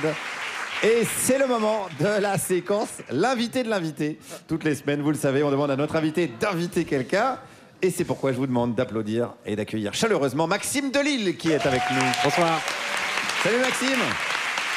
Salut. Sois le bienvenu parmi nous, Maxime. Alors Maxime, tu as plein de casquettes, plein de fonctions. Je vais d'abord commencer par la plus spectaculaire. Tu as été capitaine en second. Commandant en second. Ouais. Commandant en second sur un bateau de Sea Shepherd. Exactement. Attends déjà, qu'est-ce que c'est commandant en second? Commandant en second, c'est il y a un ou une capitaine qui décide de tout, et puis en dessous il y a une équipe, et dans cette équipe il y a un commandant en second qui est en charge de piloter le bateau avec une équipe et de chasser. Sea Shepherd, c'est quoi? C'est une ONG qui protège l'océan et chasse des braconniers. Et donc un des rôles du commandant en second, c'est de mener les opérations pour aller chasser les braconniers. Pour tuer les braconniers. Pas les tuer, mais les arrêter. Les couler. Exactement. Et donc, tu as des missions où tu as été toi-même percuter des braconniers, tu as été au contact. J'ai fait quelques missions en Afrique de l'Ouest, au Gabon et au Bénin. Et le but, c'est d'aller arrêter des chalutiers, principalement chinois, mais aussi français et espagnols, beaucoup d'Européens qui pêchent du thon. Plus ou moins légalement. Et donc, on a l'impression que plus, moins que plus. ça dépend de certes desquels. Attends, tu veux dire qu'il y a des braconniers légaux? Non, alors ça veut dire que dans les non, parce qu'attention, là, les pêcheurs européens, ils pêchent légalement. D'accord. Mais dans leur filet, il y a des baleines, il y a des requins, il y a des dauphins. Et ça, c'est légal, mais c'est pas moral. Et c'est ce qu'essaie de documenter Sea Shepherd. Ok, et tu travailles plus avec eux? Je fais d'autres choses sur l'océan. Très bien, on va y arriver. Tu es également président de l'association Systémique. Qu'est-ce que c'est que cette association? Est-ce que tu peux nous expliquer ça? Systémique, c'est une ONG aussi de protection de l'océan. C'est un jeu de mots, si la mer, et systémique, c'est l'approche systémique. En fait, on est en train de dire que l'humanité est en train de remplir l'océan de pollution, de vider l'océan de ses poissons. Et la première source de destruction de l'océan, c'est qu'on mange trop de poissons. Et donc, ce qu'on essaie de faire, c'est d'avoir une approche systémique sur la surconsommation de poissons. Comment on repense notre alimentation, comment on repense le fait que nous, les Occidentaux, les Français, on mange 34 kilos de poissons par individu et par an, et que ça a des impacts sur l'océan en lui-même, sur le bien-être animal, sur la justice sociale, des impacts économiques, climatiques, etc. Et donc, il faut qu'on définisse un avenir commun, joyeux, parce qu'en fait, l'océan, c'est un endroit, comme tu le dis, Alexis, c'est merveilleux, c'est beau, il y a de l'espoir parce que c'est résilient, mais il faut changer cette manière dont on mange, et donc c'est ce qu'essaie de faire Systémique. C'est quoi l'urgence alors? Pour l'instant, la surpêche? L'urgence déjà, c'est que s'il y a un océan, si l'océan est en mauvaise santé, il n'y a pas de planète en bonne santé. C'est pas possible. Parce qu'il apporte 50% de l'oxygène qu'on respire, parce que c'est le plus gros régulateur du climat, parce qu'il nourrit des milliards de personnes qui en ont absolument besoin. Et donc, il faut qu'on change. Et il va mal. Et donc, ce qu'il faut faire, c'est tout simple. Hein. C'est un mot, c'est réduire. On est en train de dévorer l'océan. Et du coup, il faut réduire cette surconsommation de poissons qu'on fait en Europe. Dans certains pays, ils ont besoin encore de continuer, mais en France, on a moins besoin. Donc, il faut réduire. Et comment ça, c'est compatible avec ce qu'on appelle, par exemple, le capitalisme? Et bien ça, c'est un vrai sujet. C'est pour ça que systémique s'appelle systémique. Ouais. C'est comment on change le système, comment on réfléchit au système, et comment on met toutes les parties prenantes autour de la table, parce qu'il faut que ce soit dirigé par la science, il faut qu'on parle avec les pêcheurs, avec les producteurs, et aussi, il faut qu'on parle avec un type d'acteurs, on pense, qui sont clés, c'est les entreprises. Les acteurs de la restauration collective et de la restauration rapide, c'est des acteurs qui peuvent faire des effets de bascule incroyables. Mais quels intérêts ils auraient, eux, à abandonner ce système-là, justement? C'est tout le challenge, c'est qu'il faut changer le narratif. Il faut changer le narratif. Et Sodexo, c'est 100 millions de repas par jour. Ouais. Si eux, ils changent, on va sauver des millions d'animaux par jour ou par année. Et ta question, elle sous-entend que c'est pas possible. En fait, c'est possible. En vrai, c'est possible. On l'a annoncé vendredi. Il y a une première chaîne de restaurants rapides en France qui a décidé de retirer le saumon de ses assiettes. Le saumon, c'est le premier combat de systémique, qui est le poisson qui coche toutes les cases de ce qu'il faut pas faire. Quoi. Ils ont décidé de retirer parce qu'en fait, ils réalisent que leurs clients, ils n'ont pas forcément besoin d'avoir de saumon, qu'il y a d'autres recettes incroyables qui peuvent faire rêver, qui peuvent avoir un côté iodé dans leurs assiettes et qui sont bons pour la planète, pour leur business aussi et pour l'océan. Et c'est intéressant parce que là, on parle de pêche, mais l'association milite aussi contre ce qu'on appelle l'aquaculture, c'est-à-dire les fermes-usines. Parce qu'on pourrait se dire, la solution pour arrêter de vider la mer, c'est de faire du poisson d'élevage. Et non, spoiler, ne faites pas ça, c'est de la merde. Pourquoi? En bref, systémique, on travaille surtout sur l'aquaculture. L'aquaculture, c'est 50% des poissons consommés dans le monde. Et c'est comme l'agriculture, quoi. C'est des humains qui élèvent des poissons et ça peut se faire bien, mais principalement ça se fait mal parce que ça se fait de manière très intensive avec des poissons qui sont nassés dans des cages. On fait ça surtout pour le saumon, qui est l'espèce de poisson favori des Français en ce moment. Et en fait, ça a tous les impacts négatifs que peuvent avoir l'agriculture intensive. Ça fait des pollutions, c'est de la maltraitance animale incroyable. Sur le saumon, par exemple, ça crée énormément de surpêche, parce que le saumon, c'est un poisson qui est carnivore, donc il faut jusqu'à 440 poissons sauvages, petits poissons sauvages, qui sont pêchés pour aller être transformés en croquettes pour saumon. Donc ça empire le problème, la ça ne règle même pas... Ça empire la surpêche. Ils sont nourris au soja brésilien, donc ça crée de la déforestation. Et le rose du saumon, il n'est pas naturel. Quand ils sont en cage, en fait, il vient d'une petite crevette qui s'appelle le krill, qui est pêché en Antarctique et qui est pêché à la bouche des baleines. Et donc, ça les impacte partout. Et donc, l'aquaculture, c'est pas la solution. La solution, comme je disais, c'est la réduction. Très bien. Merci beaucoup, Maxime. Je signale aussi une autre casquette, c'est que tu écris des bandes dessinées. Et je conseille Pillage et On a mangé la mer. Je conseille deux BD dans lesquels tu expliques tout ça, tu documentes tout ça et tu vulgarises tout ça. Et merci de ta présence beaucoup. Ici. Maxime Delisle, qu'on peut applaudir encore une fois. Merci à toi. Et merci Alexis de nous avoir présenté Maxime Delisle. On va aller acheter les bandes dessinées de Maxime. Donc je rappelle, Pillage et On a mangé la mer. Promis, c'est top. Achetez-les, comme ça vous aurez plus d'argent pour acheter ce qui suit. Parce que ce qui suit, c'est la pub. Radio Nova. Vous écoutez toujours Radio Nova, la dernière. Juliette Arnaud, Aymeric Lompré, Pierre-Emmanuel Barré. Notre invité, le photographe sous-marin Alexis Rosenfeld. Il est 19h44 et c'est le moment d'accueillir à nouveau autour de la table celui qui est né un 14 septembre, comme le pape. Oui, et Gérard Larcher. Bon. Je ne sais pas quoi faire de ces informations, mais je sais qu'il s'agit d'Hakim Omiri. Salut. Alors, vous avez déjà joué à pour combien? Genre, pour combien tu boirais une bouteille d'eau avec de la merde? Eh ben Nestlé, ils ont répondu à la question. Pour que dalle. Et en plus, c'est toi qui payes la bouteille. Aujourd'hui, dans l'eau du robinet, il y a des nitrates, des métaux lourds, des résidus de médicaments, du plastique, Du coup, nous, on se rabat sur l'eau en bouteille où il y a du caca, des polluants éternels et des pesticides. En vrai, si les Français ils sont alcooliques, c'est juste parce qu'ils essaient de boire sainement. Hein, Émeric? Donc, après, je dis les Français, je parle pas des Guadeloupéens, hein, qui n'ont pas accès quotidien à l'eau courante parce que c'est des nouères. Ouais, si vous trouvez une autre explication que le racisme, je suis preneur. Bref, j'explique, et non pas j'explique. Nestlé a fait des forages illégaux et a utilisé des traitements interdits pour les eaux potables, pour ce qu'ils nous vendent comme de l'eau naturelle avec des minéraux. Vous savez, les fameux minéraux de merde. Pour le moment, ils ont eu une amende de 2 millions d'euros. Alors là, vous dites, waouh, c'est énorme. Mais ça, c'est parce que vous pensez avec vos revenus de smicard. Eh, les pauvres. Nestlé, c'est 11,7 milliards de bénéfices l'année dernière. C'est comme si toi, au SMIC, t'avais eu une amende de 0,002 centimes. Et nous, on est là. Oh, bah, merci, Seigneur. Ouais. Oh, vous êtes trop bons. En plus, nous, le caca, ça nous dérange pas. Alors... Ouais. Moi, j'aime bien, ça vous a fait rire. Non, mais on se moque des fétichistes qui achètent l'eau venant des bains des meufs sur OnlyFans, alors que nous, on fait pire en achetant des bouteilles d'eau Nestlé, quoi. Bon, là où l'affaire devient un peu plus tarantinesque, parce que nous, en France, on aime bien les rebondissements. Nous, on aime le cinoche. Et ben, le rapporteur de la commission a affirmé que la présidence savait depuis des années que Nestlé trichait et était au courant des contaminations. Du coup, ils ont demandé à Alexis Kohler de venir témoigner. Alors, pour ceux qui ne voient pas qui c'est Alexis Kohler, c'est l'affaire Nestlé, mais c'est aussi l'affaire MSC, c'est aussi l'affaire Veolia-Suez, c'est simple, en fait, quand tu demandes son CV sur Google, il n'y a que des articles de Mediapart qui sortent. Donc, une commission d'enquête l'a convoqué, et lui, il a laissé la commission en vue. Voilà. Il n'a pas annulé, juste il n'est pas venu, quoi. Alexis, il peut donner des conseils, genre, tu veux éviter la prison ? Il va pas. Le gars, il a été convoqué plusieurs fois, il s'en balèque. Pourquoi ? Parce que s'il ment en commission, il est passible de 5 ans d'emprisonnement. Alors passible, ça veut dire que ça va passer en fait. Il a dit, je peux pas être contraint de témoigner au nom du principe de séparation des pouvoirs. Eh oui.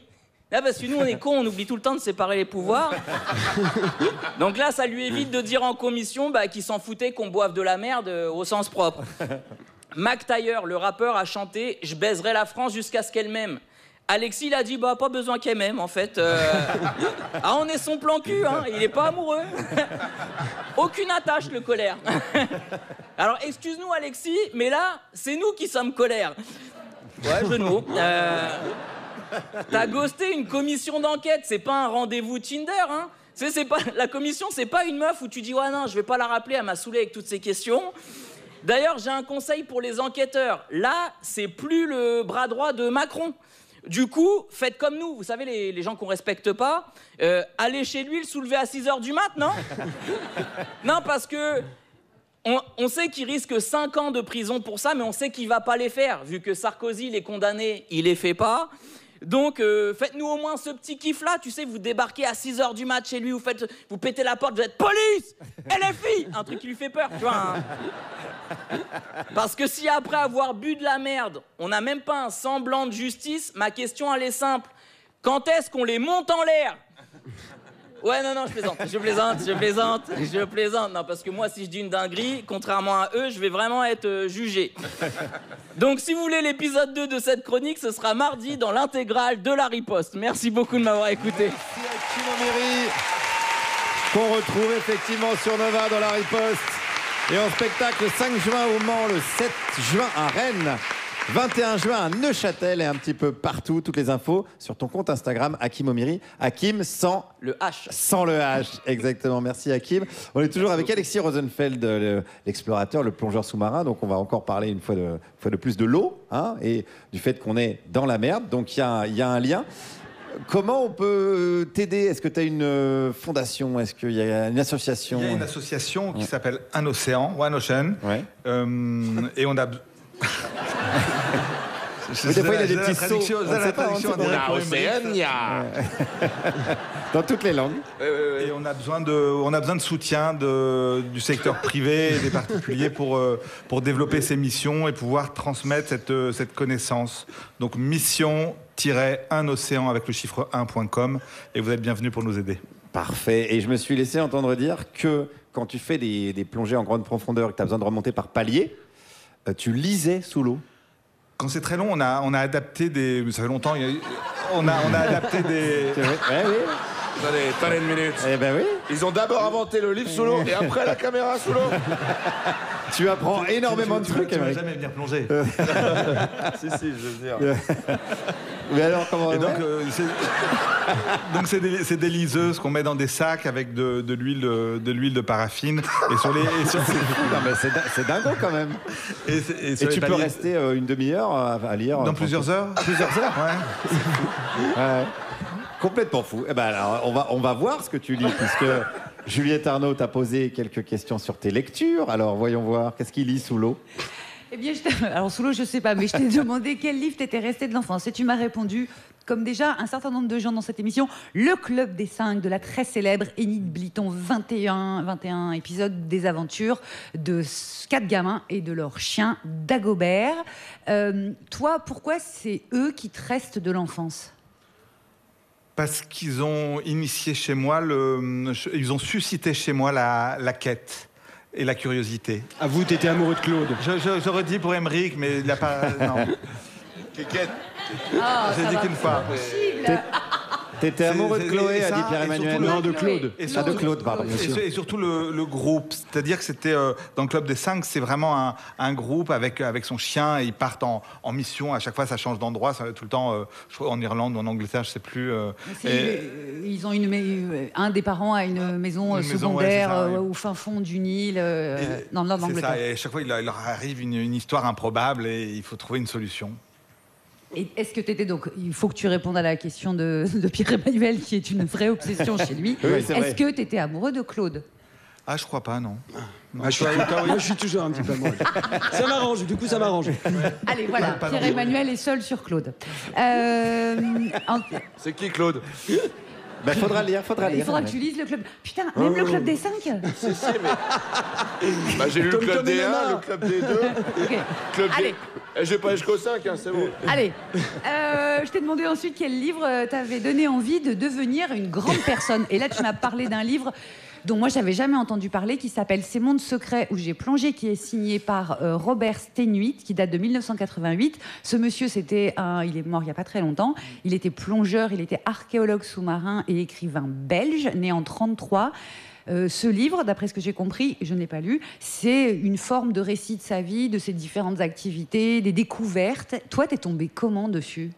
On m'a offert ce livre, en fait. On m'a offert ce livre et j'ai littéralement plongé dedans et découvert que ce monsieur que j'ai rencontré bien plus tard, qui était absolument génial. Ah, tu l'as rencontré en vrai? J'ai rencontré en vrai, ouais.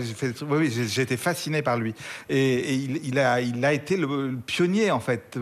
Donc lui, il pouvait être aventureux, effectivement, parce qu'il savait pas ce qui allait passer. Il y avait forcément un moment à risque. Mais il a fait les premières plongées, il a vécu dans les premières maisons sous la mer, il a passé je sais pas combien de jours à 60 ou 70 mètres de profondeur et expérimenté des gaz et calculé l'étape de plongée. Et il s'est fasciné par ce monde-là. Donc, un jour, la spéléologie, après, il est passé sur l'archéologie. Et puis, sur l'archéologie, ça a été un véritable personnage. C'est quelqu'un de très connu dans le monde de l'archéologie. Comme archéologue privé, il a découvert les épaves de la Grande Armada et encore bien d'autres. Des trésors absolument fou, plein d'or, plein de bijoux. C'était un vrai pionnier. Alors, j'ai lu qu'il était un aquanaute. Tu peux nous expliquer ce que c'est un aquanaute? Moi, j'avais jamais lu ce Oui, mot. ça doit être comme océanaute. Je pense que c'est les noms qui se donnaient au début parce qu'ils ne savaient pas trop se donner un nom, mais ça pourrait être un peu comme les... Mais en gros, son idée, c'était de vouloir passer le plus de temps possible sous l'eau, un peu comme dans le roman d'Italo Calvino, le gamin qui monte sur un arbre et qui redescend jamais. Le baron perché, ouais. Et Steenhuit, en fait, il avait le même genre de truc qui lui trottait en tête. C'était comment moins rester le plus longtemps C'est possible. ça, oui, c'est ça. Puis il était accompagné par un Suisse qui le finançait, un ingénieur Un suisse. Suisse, bien sûr. Bien sûr. Et qui le finançait, qui développait les gaz avec lesquels il allait respirer. Et en fait, il a inventé... Ça fait des bulles dans l'eau et tout, il était le premier à faire ce qu'on appelle de la plongée à saturation. Au bout d'un certain temps... J'en ai marre de la plongée, j'en ai marre. Non, mais c'est des gosses. Là, on pourrait dire n'importe quoi, ils riraient. C'est vrai. La plongée à ras-le-bol. J'arrête la plongée, saturation, là, c'est bon, elle est terminée. C'est-à-dire qu'il dépassait un tel temps sous l'eau que l'ensemble de ses tissus était imbibé de gaz et il pouvait rester indéfiniment sans que les paliers augmentent. Et voilà, et c'était vraiment les premières expériences. C'était assez couillu de faire ça. Oui, j'ai bien l'impression. Et enfin, c'est vrai qu'il y a c'est de la plongée à dissipation. Mais, alors moi, je demande aux mamans de Pierre-Emmanuel et d'Emeric de venir chercher leurs petits. C'est la même personne. Eh ben, venez, madame. Enfin, je t'ai demandé, Alexis, quel livre te faisait rire, et tu m'as répondu la BD de Fab Caro, Zai Zai Zai Zai. T'as galéré avant de m'évoquer cette BD, et puis baf, ça t'est arrivé. Ça te provoque quel genre de rire? Parce que c'est des BD très absurdes. Ouais, mal à l'aise, en fait. Ah, et ouais, c'est un rire gênant. Et c'est vrai que l'histoire de... Tu vas adorer les livres de Guillaume. J'avais rien dit, j'étais tranquille dans mon coin. Vous êtes plus sage. D'accord. Ça s'appelle Ouyouyouyouyouyoui.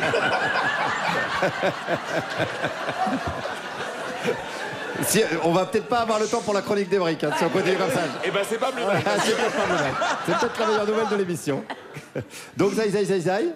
Oui, c'est complètement absurde. Et c'est vrai que l'histoire c'est un peu le monde d'aujourd'hui.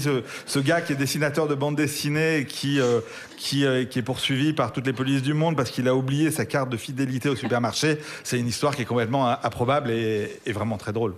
Et on embrasse Fab Caro parce qu'on l'aime, bien évidemment. Merci Juliette et merci Alexis pour ces conseils. Il est 19h57. Alexis, parmi tous les chants de cétacés ou de sirènes que tu as pu entendre lors de tes aventures, je te promets qu'il n'y en a aucun qui égale la douce mélopée de celui à qui je donne la parole toutes les semaines à cette heure-ci. Ouais. Emeric Lomprey. Ouais.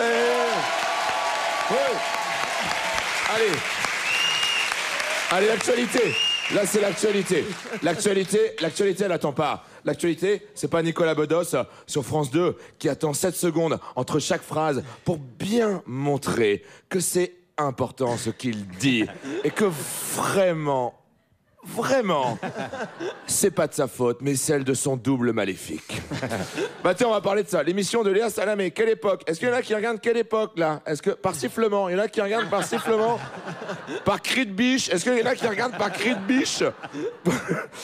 Bon, bah ceux qui regardent pas, c'est pas une émission, c'est une poubelle, hein, vraiment.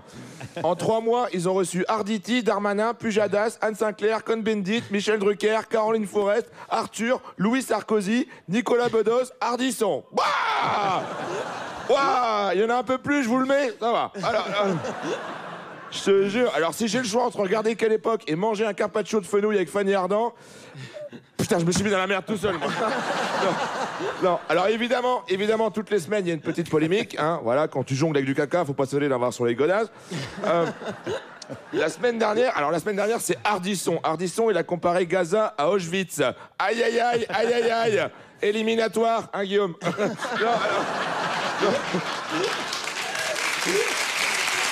Ne se prononce pas. Non, alors là, et là, tout le monde s'est dit, putain, Ardisson, il a une morale. Pas du tout, parce que le lendemain, il était là, pardon, il rampait comme ça, il était là, non, c'est pas moi, enfin si, c'est moi, mais c'est juste parce que j'ai éternué, et chacun a son petit bruit, il y en a, c'est atchoum, moi c'est atchouit. Alors comme ça, on dirait qu'il a l'excuse facile, Titi, mais pas du tout, hein. Parce que je sais pas si vous vous rappelez, mais il y a un mois, dans quelle époque, hein, toujours Laurent Baffy, hein. Alors je veux dire, c'est pas une émission, c'est un parc à crottes, hein, le truc. Ne jouez pas ici les enfants, c'est France 2. Bon. Alors Baffy s'était excusé, hein, voilà. Au nom de lui et Ardisson, réflexion pour leur attitude envers les filles dans le passé. Et là, Thierry, le lendemain, il a dit oh non, pas du tout. Alors là, parle pour toi, moi je m'excuse pas parce que pour moi, les femmes, voilà, pour moi, c'est le respect. Alors pourtant, si tu regardes, tu sais, les extraits de leur émission d'avant, waouh, les filles, t'as l'impression que c'est des brosses à choc avec un trou à bite, quoi. Je te jure. Ça, c'est Pierre qui a écrit. Alors, non. Non, mais regardez les extraits, c'est là. Alors, Laurie, vierge ou encore sur le marché? Bah, moi, en fait, je me suis fait violer. Elle s'est fait violer, salope. Alors, on reçoit Jessica qui va nous parler de son album, mais d'abord, par devant, par derrière. Bon, et voilà. Et en plus, à l'époque, tout le monde était là. Ouais, bon, bah, c'est rigolo, quoi. Moi, quand je vois la violence avec laquelle on a traité les femmes et que maintenant, j'entends le mot féminazi, je me dis, pas revanchard, les nazis, pas revanchard. Moi, je suis une fille de 7 ans aujourd'hui, je vois des images de ce qui se passait avant, je prends les armes, hein, je te jure. Allez, vite, attaquons le monde d'avant. Oui, on te suit, Emriquette. C'est mon prénom de fille de maintenant.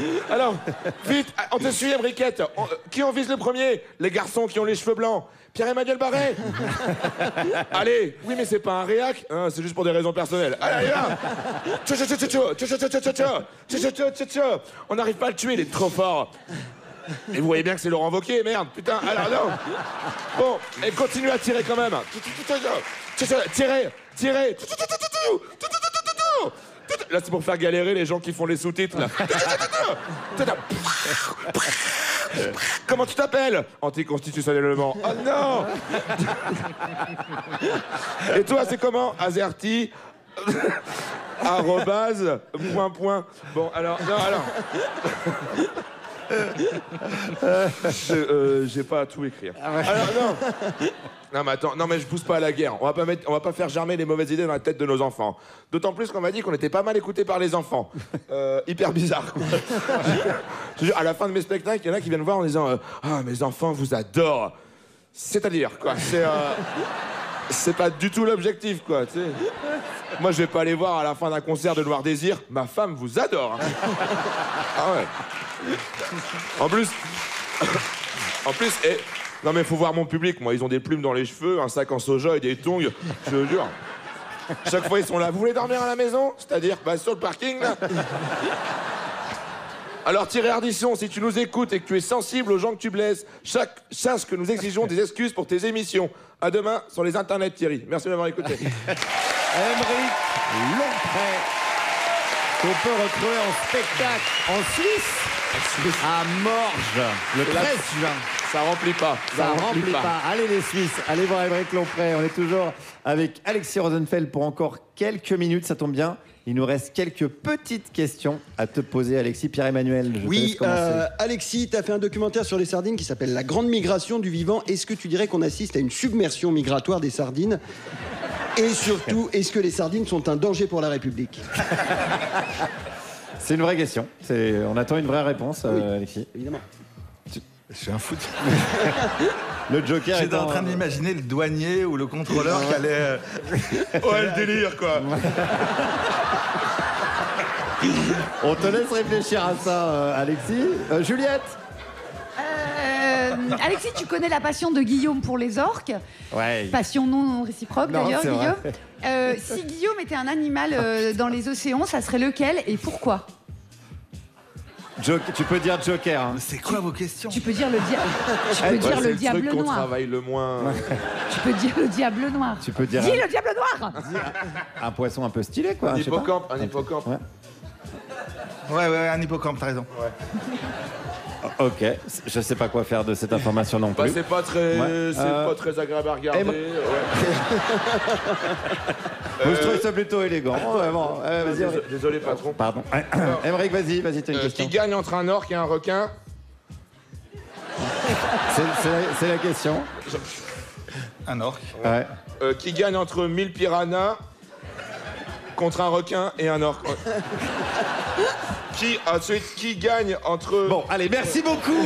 Merci Aymeric, merci Alexis Rosenfeld d'avoir été avec nous. Allez voir sur le site internet One Ocean.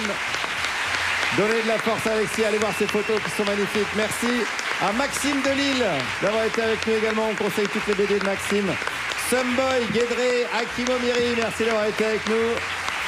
Merci à toute l'équipe de l'Européen qui nous reçoit chaque semaine. Seb, Vincent, Barnabé, Lindsay, Julia, toutes les équipes techniques de Radio Nova, Frédéric Antelme, le chef, Malo, notre réalisateur, Paul à la technique, Porto qui était avec nous, Christian pour la programmation musicale, Mano et Loris pour la prod, les réseaux sociaux, Colline, Élise, Ninon, Sébastien et Bastien, les équipes vidéo et aux sous-titres, Benjamin, Alban, Adrien, notre rédacteur en chef, Ramzi Assadi, et Émeric Lompré, Pierre-Emmanuel Barré, Juliette Arnaud.